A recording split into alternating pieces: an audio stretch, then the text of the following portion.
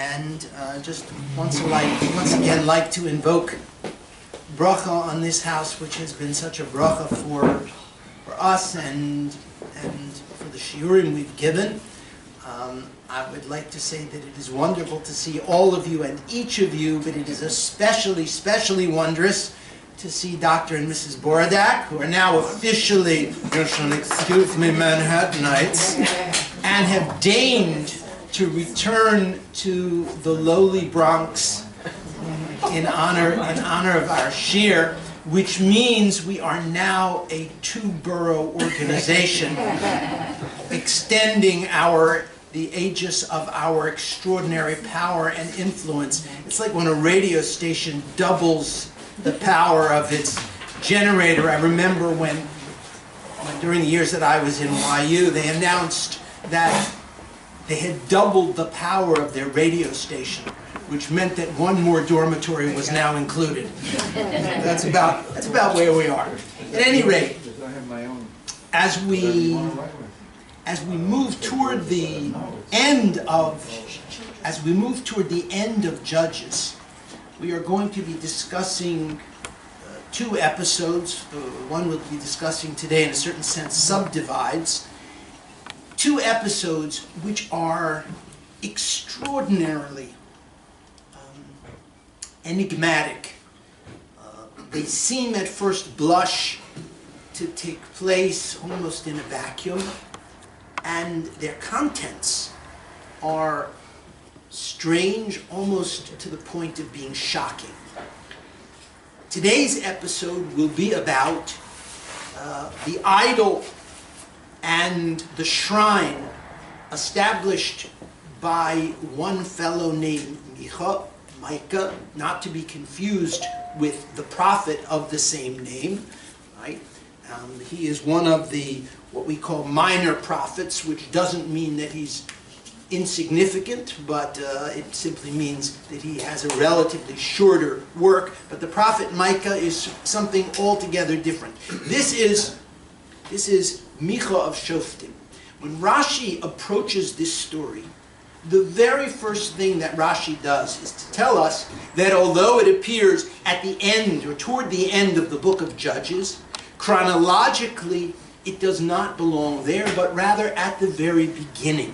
Meaning that the stories of Michah and then the elision into the story of the Pelegish Begiva, these stories actually are very early in the period of Judges, barely after the death of Joshua, and we'll be able to see evidence of that relatively clearly because within the narrative, issues of the completion of the conquest of the land are still open.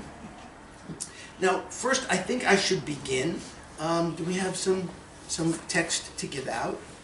Thanks again to Rina B for carefully editing to make sure that these are not shemos by taking out the divine name from the biblical passages, which means that you don't have to keep these around for the next 150 years. Otherwise, I would be basically creating my own forest each time I gave a shiur.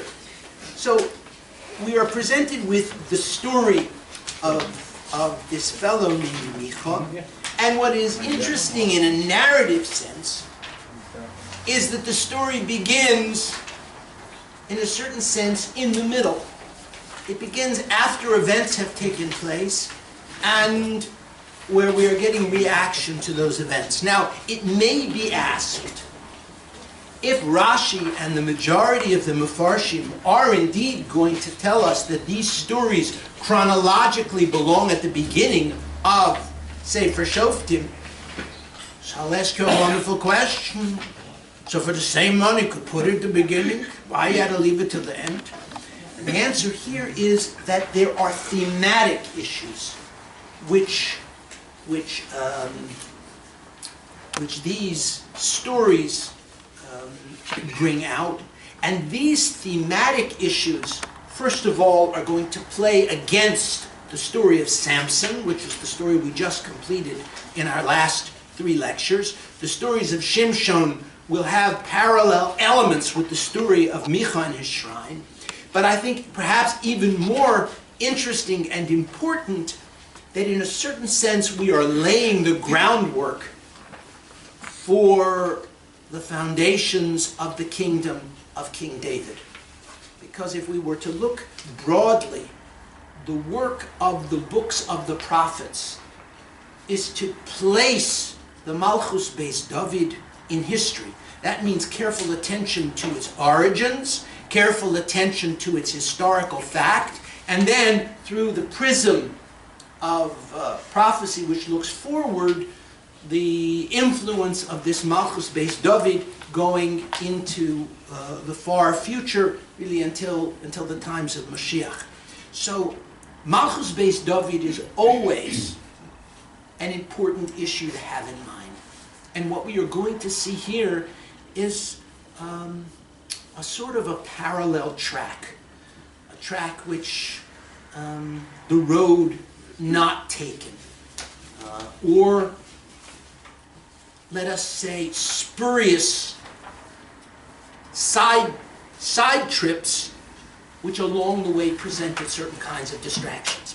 However, before I immerse you in the thematics, it is not fair to expect anyone, although I know we have some real Tanakh aficionados here. So I know, for example, when I talk to Jonathan Taub, he's just holding in these stories all the time, as we used to say in Shiva. But for most people like me, an introduction to what's actually happening in the story is helpful. Now, as I mentioned, we're going to start the story, and every good Jewish story starts with a Jewish mother. And this is no exception. Right? This story could have been called the Goldbergs, but it isn't. And the Tanakh opens like this: Vayi ish mehar Ephraim u'shemo Michayahu. There was a fellow whose name, they called him Michah for short. Vayomer li'imo. And he said to his mother, one day, we never met this guy, and all of a sudden we're eavesdropping, right? Elef umeya hakesef asher lukach loch. The 1,100 pieces of silver which were stolen from you, right? Nowhere do we have the story of where she got money. Nowhere do we have the story of the money's disappearance. What we have is the reaction to things which clearly have taken place off camera. This was a favorite trick of Chekhov, that the events on the stage referred to things that had happened or were happening off camera. Ve'at alis, ve'gam amart be'oznai, and you uttered a curse in my presence, obviously a curse on whoever took this money. And this curse makes him a little nervous. Why? Because he's the one who took his mother's money. You know already we're dealing with a tzatska here, both on the part of Michah and his mother. A couple of winners.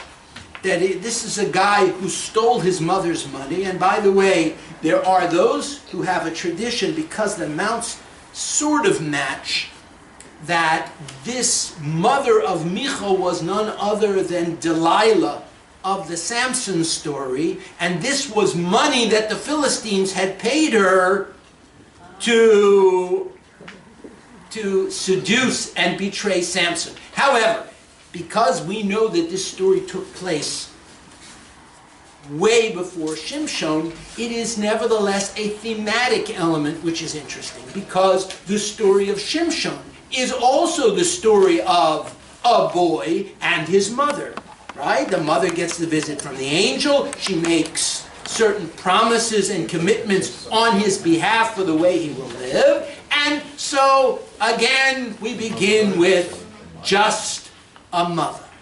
And he's telling his mother, and by the way, I heard you offer this curse. I would like to get in front of this bus and say, Ani lekachti, I'm guilty. Vatomer imo baruch b'ni Lashem. blessed is my son to God. Now it's very interesting, even though the Pesel Michah, this idolatrous shrine with which we're going to end up, is indeed considered idolatrous, nevertheless, the story of Michah is laced with the language of sanctity. And the Gemara goes to the extent of saying that all of the places where Yud-Kei Vav-Kei, the ineffable name of God, the Tetragrammaton, is mentioned in this story, you have to treat that as holy. Right? Because you know that when you're writing a Sefer Torah or even a book of the Tanakh, there are vast legal implications about whether the name refers to the Almighty or whether it refers to some idol or deity. That's why when you hear someone say Elokim Acherim Al Panai, you know that they're not exact, their needle is not in the groove, for those of you who remember actual vinyl records, right? Because they are essentially not uttering the name of some other God. Who cares? You can say whatever you can call him whatever you want. So, but at least one shita in the Tanoim says every time it mentions God in this story with this name Yud-Kei Vav-Kei, it has to be treated as sacred because they are invoking the real God, even though they get it horribly wrong. Right? Anyway, so she said, blessed be my son unto the Lord. And he gives the money back to his mother, and his mother says, you know what? I have already dedicated this money. I have made this money holy. Now, if the money is holy, where should it be going? Should be going to the Mishkan in Shiloh. But she doesn't say that. La'asos pesel umasecha. I dedicated it because it was my intention with this money to create a graven image and a molten image.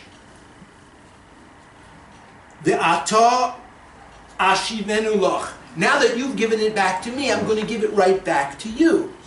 Vayoshev es hakesef li'imo. He gives the money to his mother, and she takes of the money 200 pieces of silver, and she gives it to an artisan, to someone who would melt it down and reform it. Vaya'aseu peselu masecho vayihi beveis Michayahu. And out of this they created a graven image and a molten image, and it was in the house of Michah. Now, a couple things have happened here which you should be aware of. First of all, after she says she has dedicated it, do we have any accountants in the room? How much did she dedicate? How much was the original sum? 200 pieces of silver. Good! Thank you for making a mistake and falling into the trap. Stanley and I planned this before. He's always my shill. The original amount of money was 1,100. She said, and I dedicated it. How much should be going to whatever the project is? 1,100. By the time he gives it to her, she gives it to him, he gives it to her, she gives it back. 900 has disappeared. She only turns over Stanley's measly 200 to the idol maker. So what we have seen here is a passage which opens with what we might call idealistic language. Baruch b'ni Hashem. Oh, she is such a Nimirtza Hashemnik. You know those people, everything is Hashem, Hashem, Hashem, while they're doing God knows what. Right? So she's got the language part of religiosity, and she's got the notion of a big dedication, right? She's like one of those people who dedicates a building and then, only gives like 15% of her pledge. She dedicates 1,100, comes through with 200. What we are seeing is a pattern here. We are seeing a pattern that the Pesel Michah, this so-called sanctuary, which would have quite a history, in its foundations is already corrupted. It can't be, he's going to try to overlay it, to make it better, to make it seem more authentic, and you'll see the gestures that he takes, but it is very clear the foundations are, as my grandfather, Zichrono Livracha, would have said, rotten. He had a particular way of inflecting that word, which it does not appear in the dictionary, but we knew what he meant. And this, as we stand, everything is min hashamayim, timing especially, as we stand on the cusp of Parshas Truma and Tetzaveh, and then Vayakel and Pekudei, the purity with which the elements of the Mishkan were collected. The Mishkan, the real sanctuary, is founded in a spirit either of innocence or perfect tshuva, both of which are very pure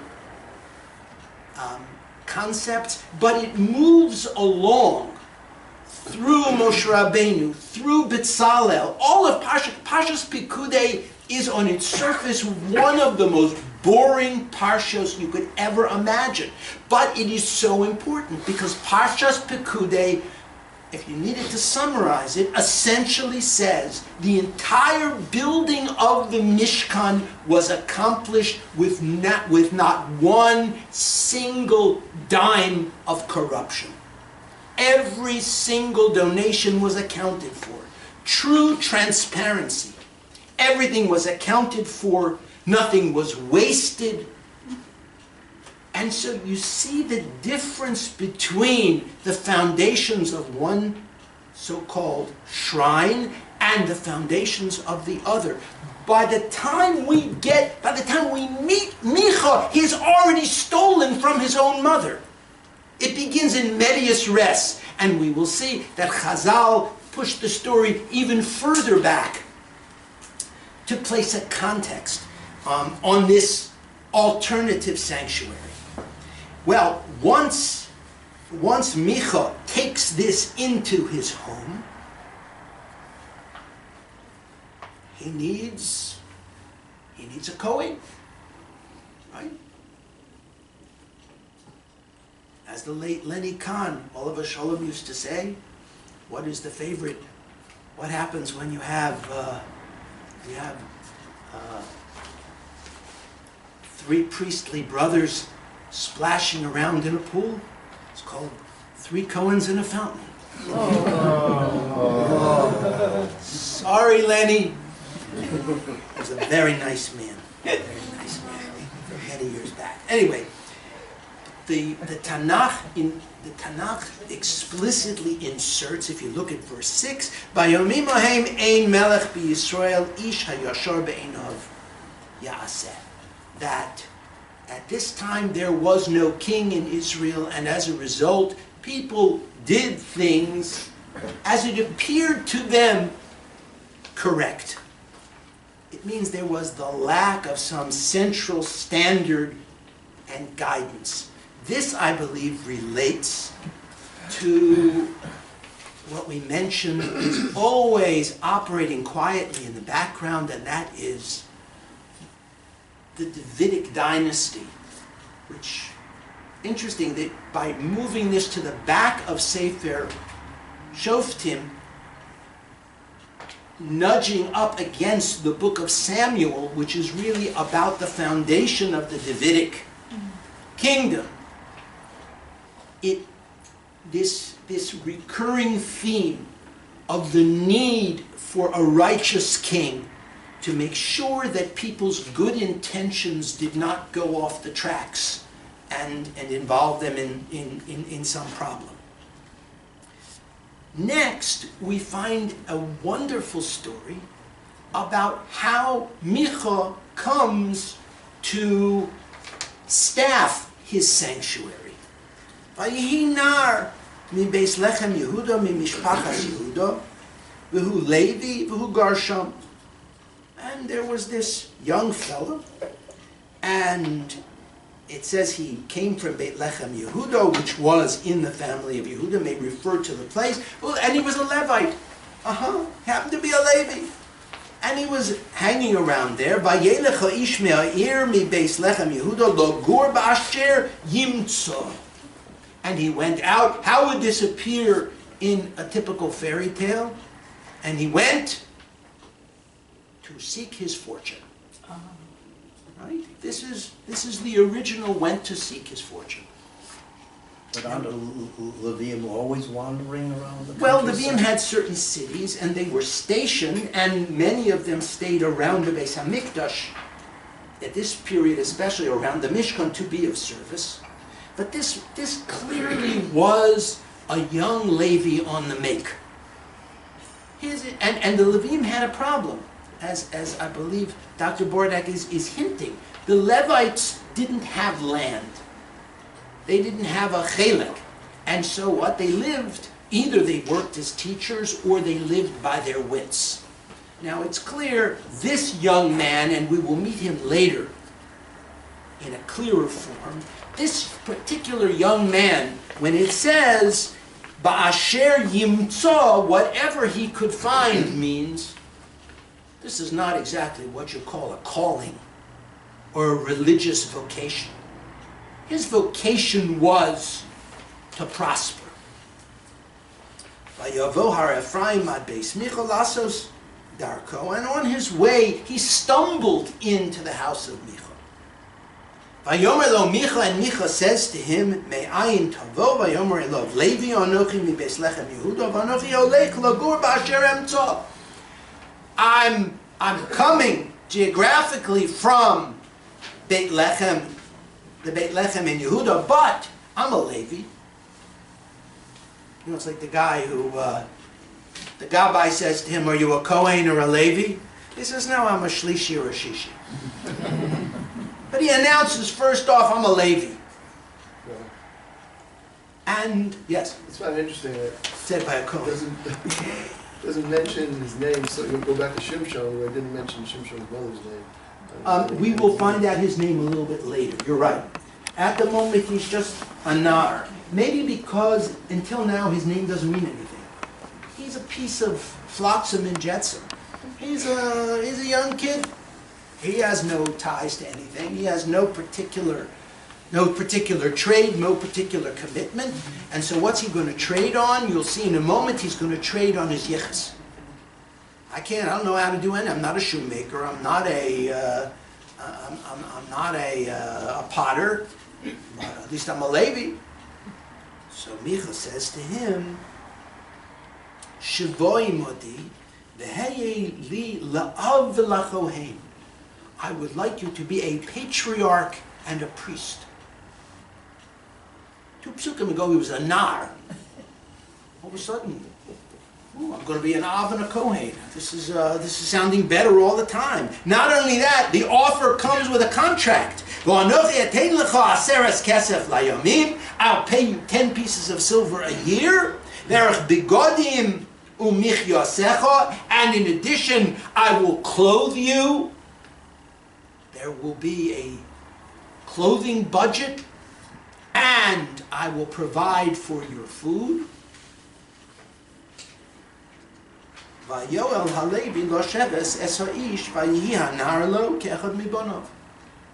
the young man agreed to stay with him, and he became like one of his children. So as someone who has worked in these fields for a couple of years, do you notice what was the invitation was what, and the reality was what? What's the difference? Well, he offered him to come and be a father, meaning, I want you to have authority, I want you to guide, I want you to set the standard. But once we had gone through all the terms of the contract, all the ways in which he was now on the take,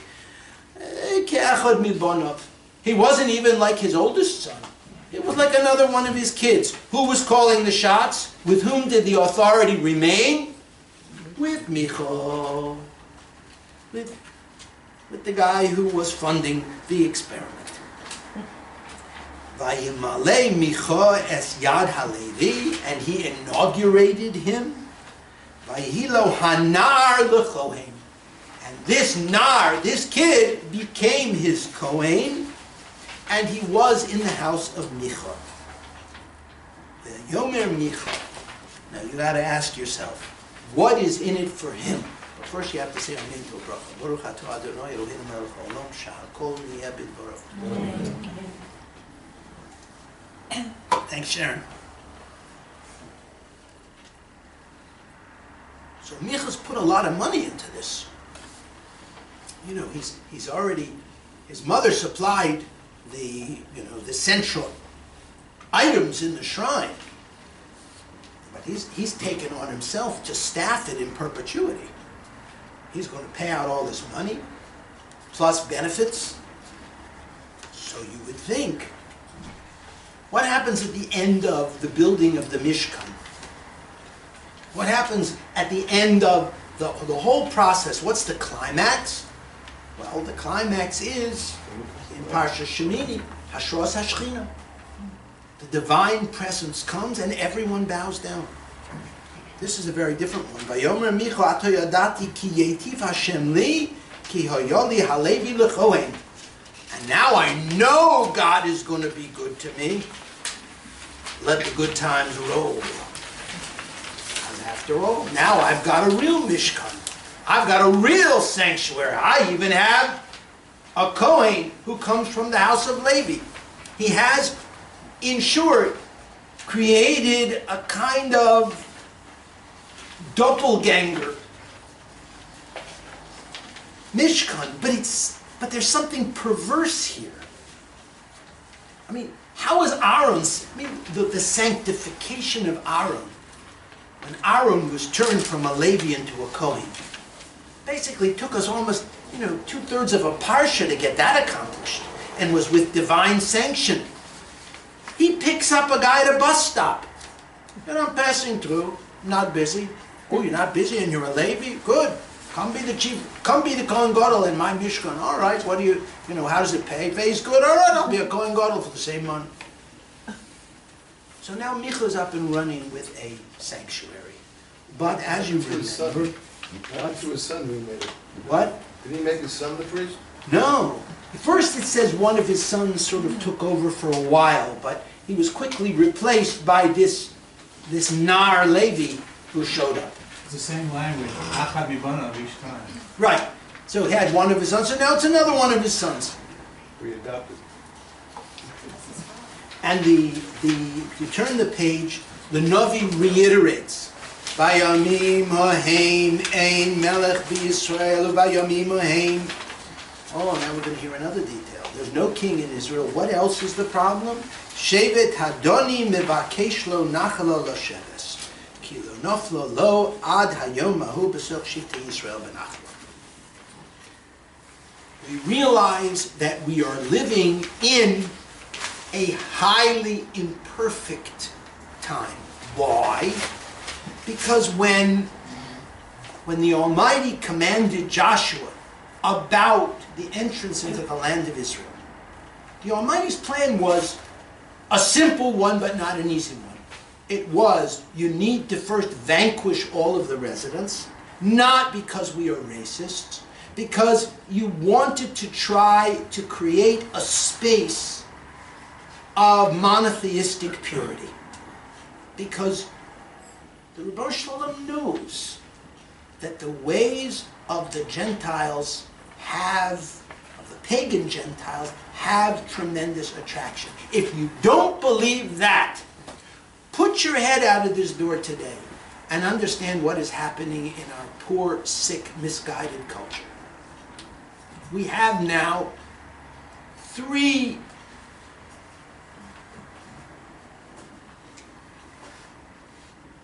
absolute command performance new festivals which have emerged in my lifetime. One is Super Bowl Sunday. Most people, they cater the Super Bowl more carefully than they buy matzah for the Seder. Rachmana litzlon, if you don't have the right combination of poppers and chips and things, you're not Yotzei. You have to do it again on Monday. You have to watch a rerun and be Yotzei, like Super Bowl Sheni. The other holiday, the other two holidays which have become command performance are Valentine's Day. Among young people, particularly single ones, if you don't have something, a Valentine thing prepared for your sweetie, or a date or something, anything could happen. And the third is Halloween, which once upon a time was for children, is now a multi-million-dollar, what are you doing for Halloween? All of these have pagan roots. The Super Bowl is nothing but high-paid gladiators. Valentine's Day is nothing but a celebration of lust. And Halloween is the worship of pagan ghosts and death. Halloween is celebrated more than all of those. Well, you have to ask Hallmark, but it's up. They're all very. Hallmark created. They're all created. It's Rosh Hashanah for the Wiccans. Rosh Hashanah is right. They do a lot of tshuva, I heard.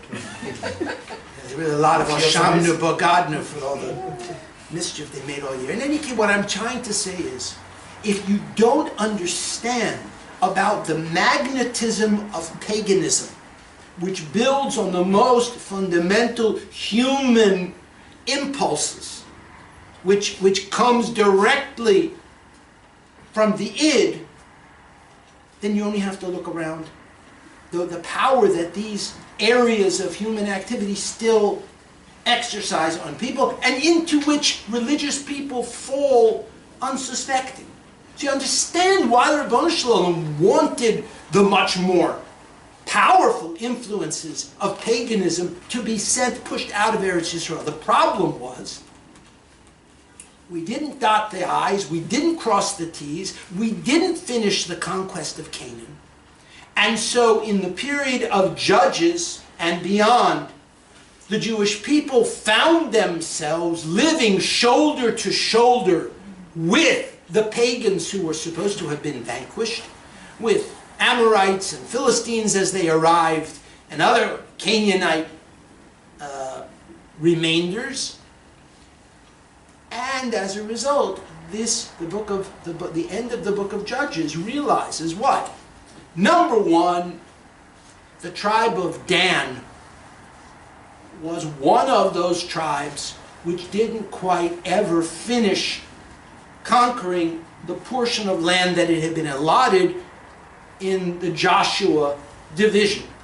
As a result, everyone else may be settled down, but the tribe of Dan remains a loose radical because they're still looking for a place to settle, and you'll see what this does. Number two, the presence of idolatry represents a continuous source of contamination, so that you will see that the Pesel Michah, coming up in the next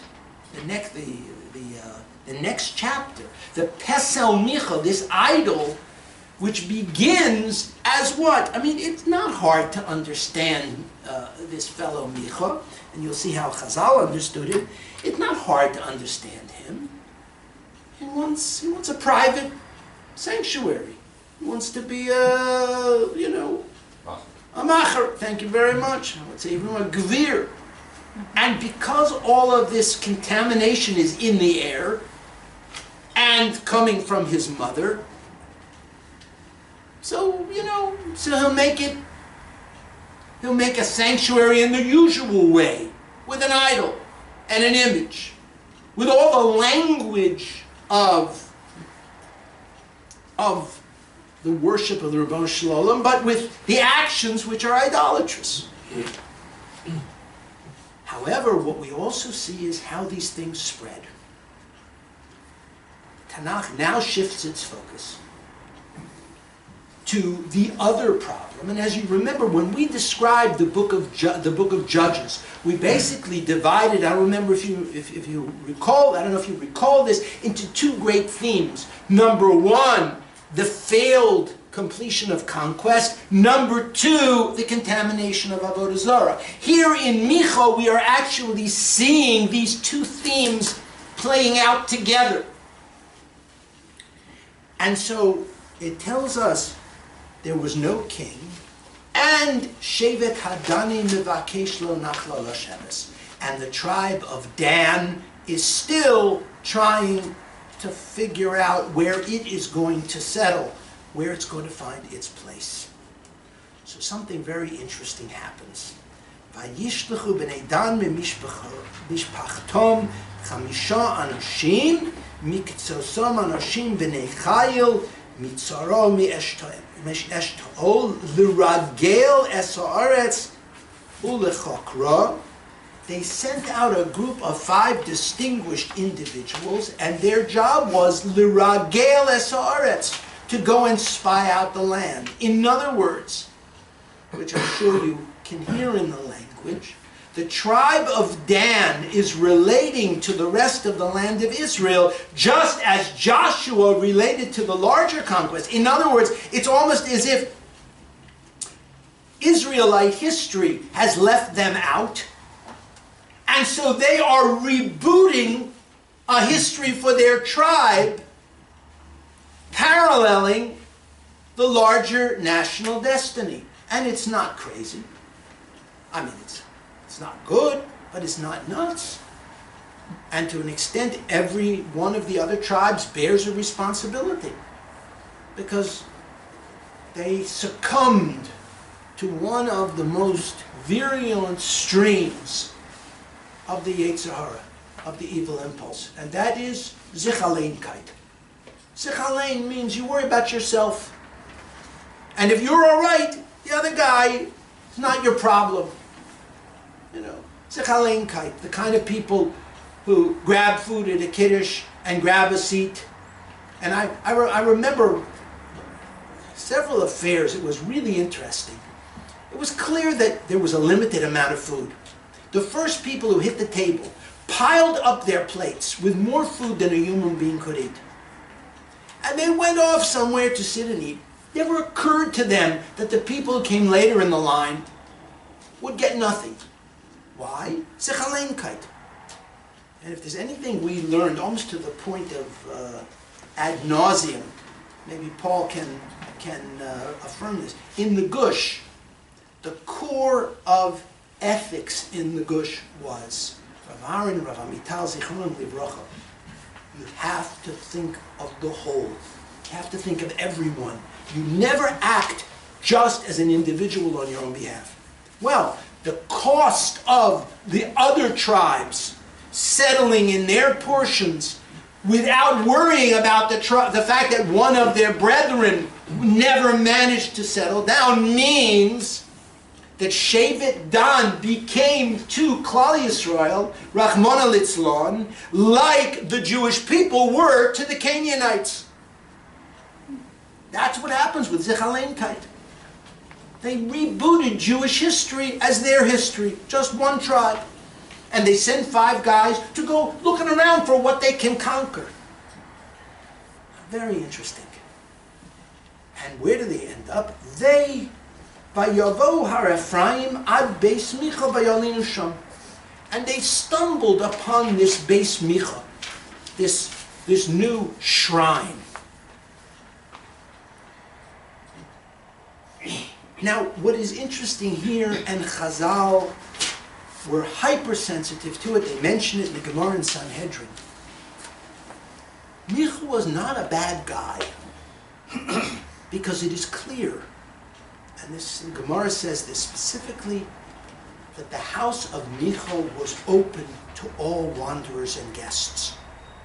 These 5 people, it wasn't like the 2 spies who had to sneak into Jericho, and only because Rachav welcomed them and hid them, they didn't have to hide. Bais Michah was wide open.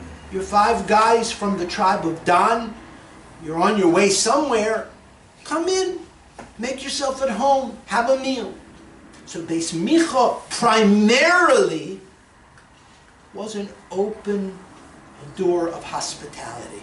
And Chazal said it is for this reason that Micha is not counted among those whose portion in the world to come is lost, because he provided this open-hearted hospitality in his version of Judaism.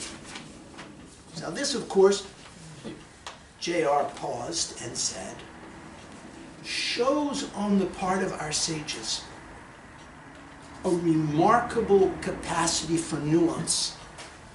There's a man who set up an idol and a graven and a molten image and called it Yiddishkeit. And yet, Chazal say that because he offered hospitality with true kindness, that this worked in his favor. His hospitality is not denigrated or pushed aside. It's seen as having value. So this approach to heterodoxy, in this case even idolatry, the capacity to recognize valuable elements even while condemning the whole as idolatrous, shows a remarkable nuance. Yes, Sam? This differs somewhat from your Rosenblatt in the Bais. He did almost the same thing. And, well, Yeravam it's an interesting comparison. As a matter of fact, Chazal tell us that Yeravam and Micha and, who's the third one? Fell out of my head.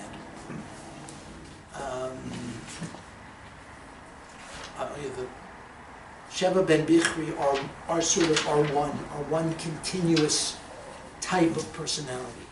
So the story on Yeravam is not a simple one. I hope we will get to it, but Chazal were already making the connections that you are saying. And of course, remember something else. Yeravam did not operate in a vacuum. Yeravam operated against Malchus Beis David. He did not have as his excuse Ein Melech B'Yisrael.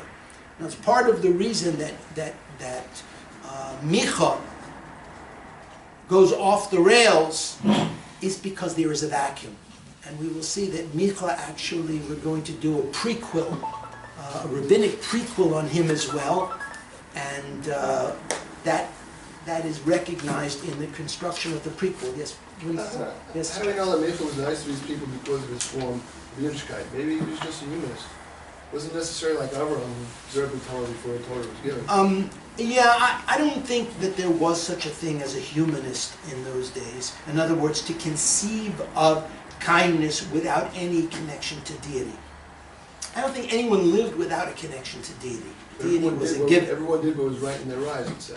Yeah, but he called it the worship of God. Okay. He used the Shem Hashem, and he was interested in having an authentic Levi. So clearly he wants to be, in some ways, true to the cult of the Ribbono Shel Olam, of monotheism. So these 5 characters arrive, and they're not very nice. I'll tell you the truth. They have a little problem. And he says they heard the voice of this Levi. Half of the Levites were singers, and the other half, where parts of my family came from, they were gatekeepers because they couldn't carry a tune. And half the Levites were quite musical. They obviously heard his voice, and they asked him, "Was tust du? What are you doing here? Me, Haviacha Halom. How'd you get here? What's the story? And what's your function?" And he said, he explained to them, "Here's my contract. Here's what I'm getting." And they said, "We'd like to utilize your services.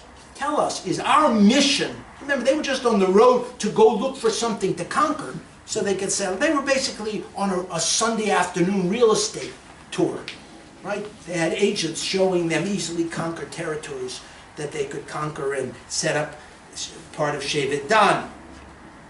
And he assures them, "L'chu l'sholom nochach Hashem darkechem asher tel." It's going to be good. It's going to be good. It's like giving brachas. This is what I hate in modern frum weddings. I don't know, for some reason the Chassanim think that on your wedding day you become a Rebbe. And people are coming and they're giving brachos, and they're fizikatish and everything. I don't know. So this guy who yesterday was a nar and was just made a kohen by this guy, and he got his contract up front before he found out his due. All of a sudden he's giving brachos. You know, people go, oh yes. Now he's giving brachos. He's assuring them, Rabban Sholom loves your work. God loves you. Go. It's going to be great. It's going to be great. Right? Could be elected president. And so these people went out. And the next story is going to be how they found a place, Laish. And unlike David, who would later on conquer the most fortified city in all of Judea from the Jebusites with its amazing walls, they went to a place of Laish. What was the city of Laish? Laish was, you know what, it's a little bit like they describe those islands in Polynesia, where when the Europeans arrived, the people were simple, loving, happy people. They didn't know about warfare. They weren't guarded, and the Europeans took advantage of that naivete and basically just overran them and took anything they had of value. So the city of Laish was distinguished by the fact that it was far away from anyone who would defend it, that it was fertile, it was prosperous, and they said, this is perfect. They're going to go home, they get their people and say, come, let's just go. Why do we have to knock ourselves out? Let's go steal Yaish, and that'll be the place where we'll establish our tribe. So they go and they do that, but along the way, I'm summarizing because I have a couple points I need to make before I let you go, and we're running short of time. Along the way, they stop by, they say to this young tzatzki, they say, you know what do you need to work for this guy?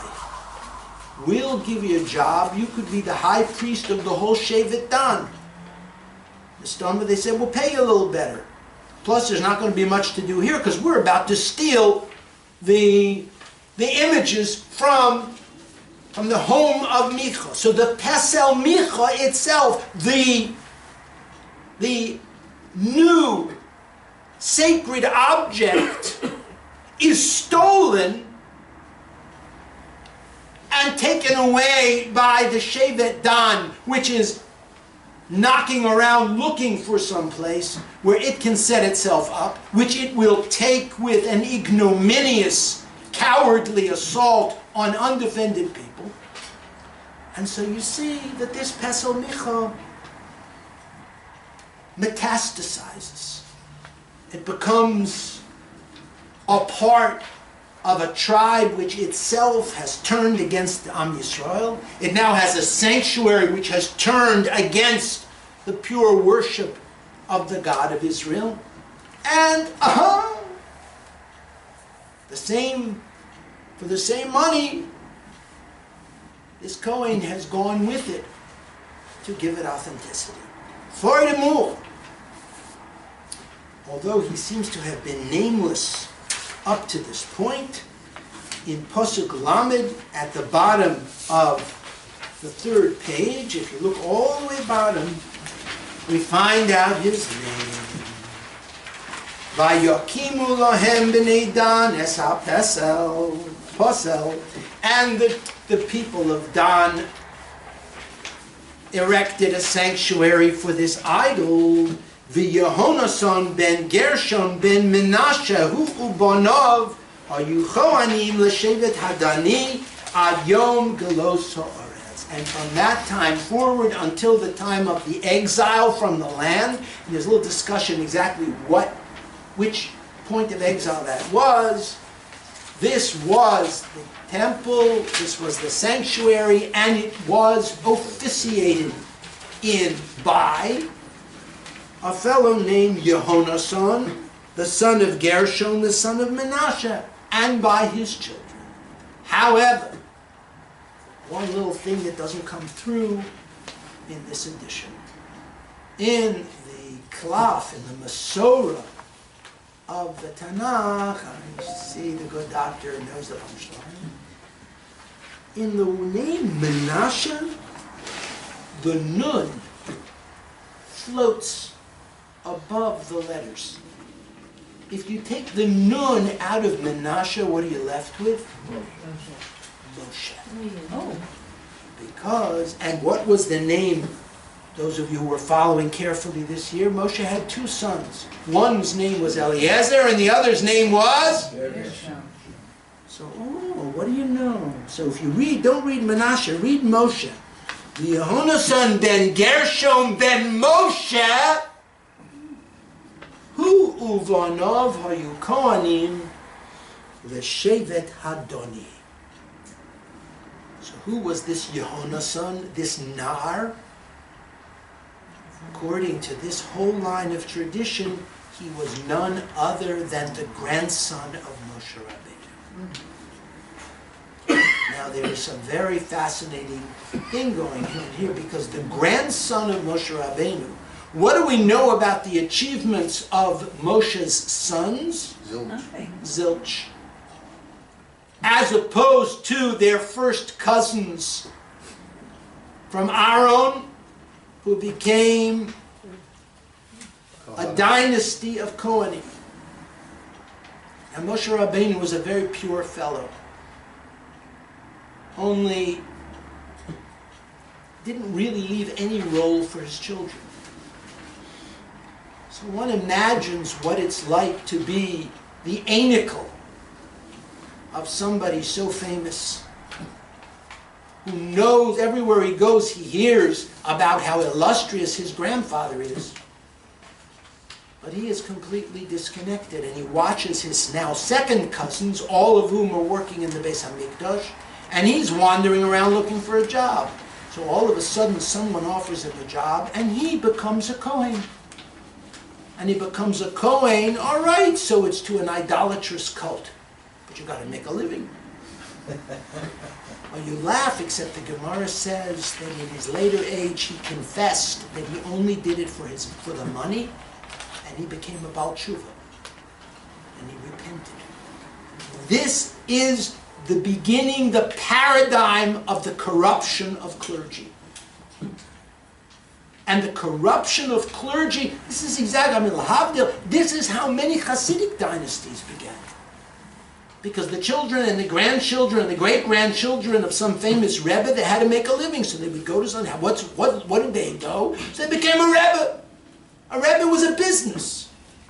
That's why when you have some of the Haskalah writers in the late 19th century writing with disparagement about what had become of Hasidus, they are really talking about dynasties which in effect had become Pesel Micha under the leadership of Yonas.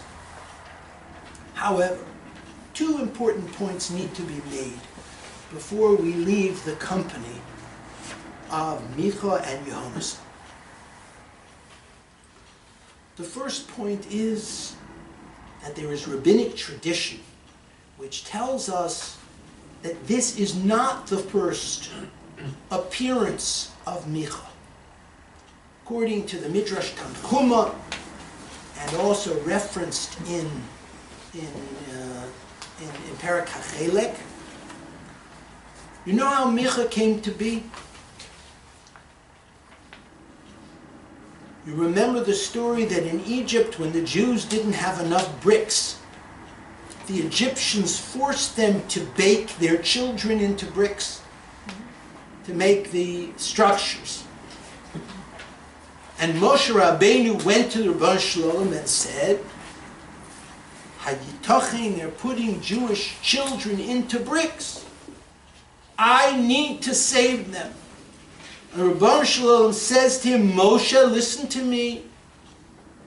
I'm on this. The ones who are in the bricks are there because down the road they're going to be troublemakers. And Moshe Rabbeinu says, Af al pi chein, I can't bear it. I can't bear it. God says, all right, I'll let you rescue them, but it's on you. It's on you.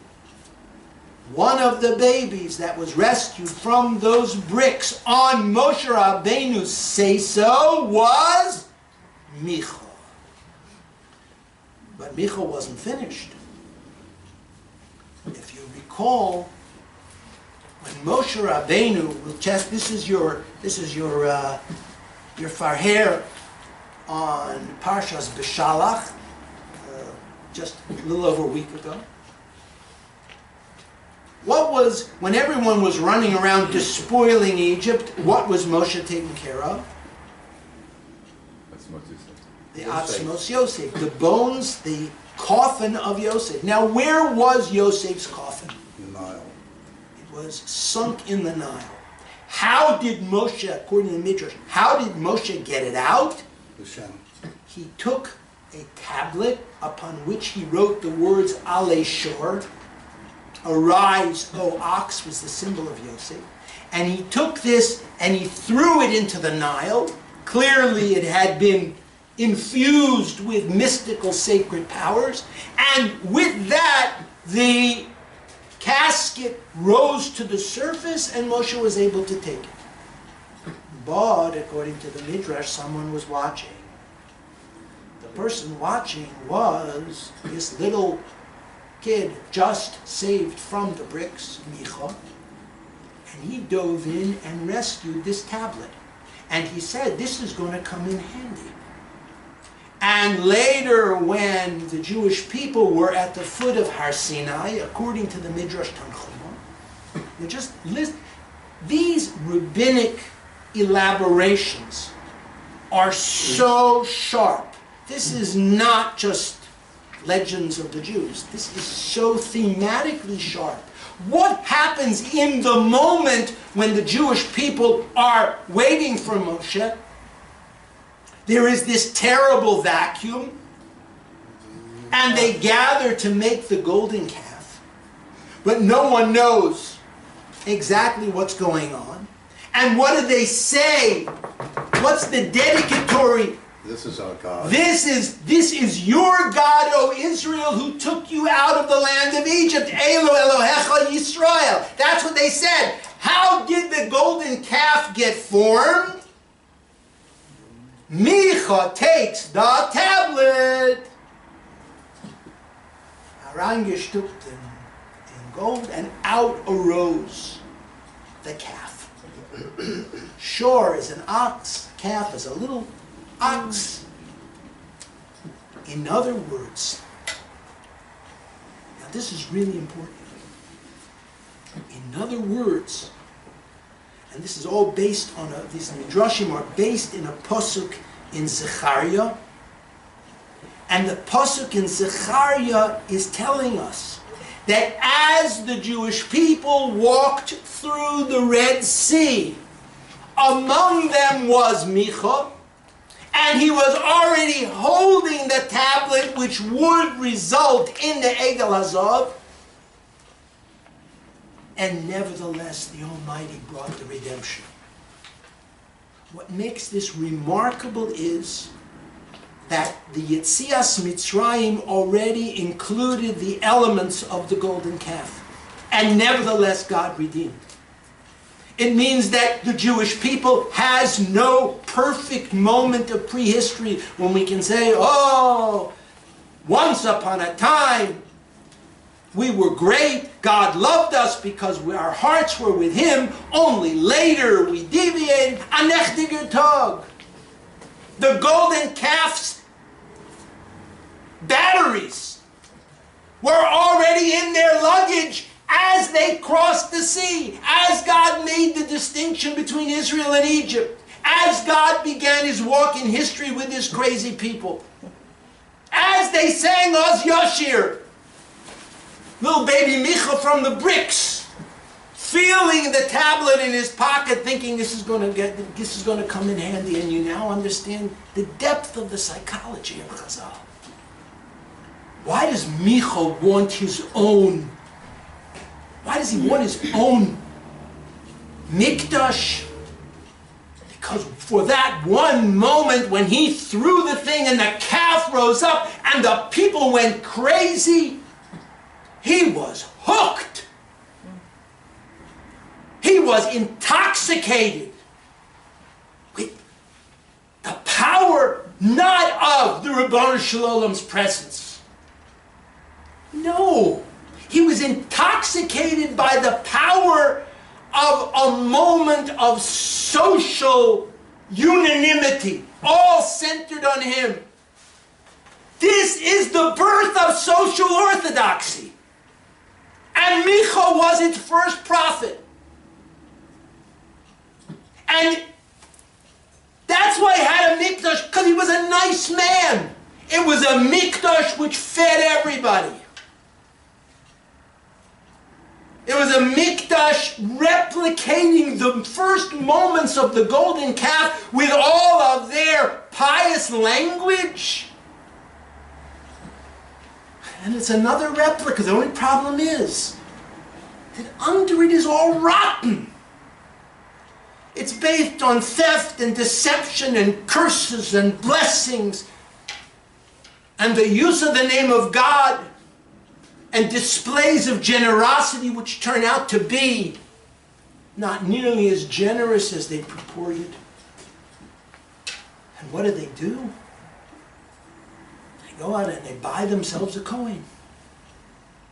They buy themselves a Kohen, playing upon the weakness of a generation which doesn't have the wherewithal, doesn't have the drive, doesn't have the commitment to values to make itself into something, and rather travels on its yichus, travels on its...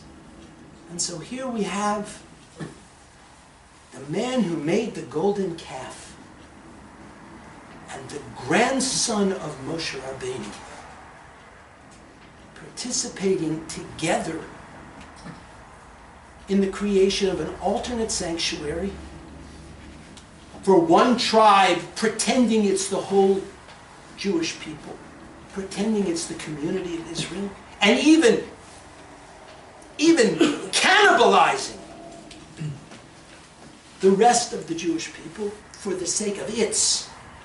And poor Michah, who begins with this ill-gotten gain refashioned into an idol, ends up with nothing.